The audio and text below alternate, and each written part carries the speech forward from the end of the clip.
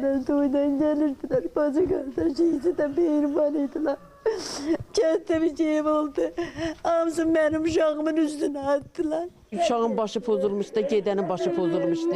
Bir çıkan söz-söhbət olmuşdu bacısıyla, belə oldu.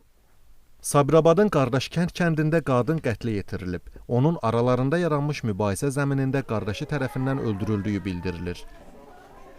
Akşamları bozuldu, sonra batsın fırlattılar, gettiler götüre kabağına ki batsın, buna göre verirler. Çox mehriban bacı qardaşıydılar, valla gözəl ailədirlər.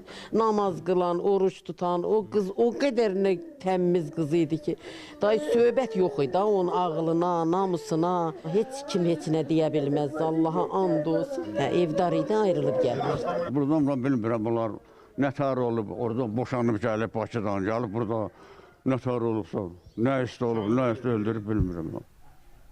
Qeyd edək ki, 39 yaşlı Murtuz Məmmədov ov tüfəngindən atəş açıb.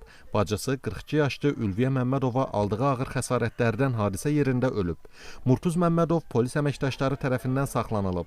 Faktla bağlı Sabirabad rayon prokurorluğunda araşdırma aparılır.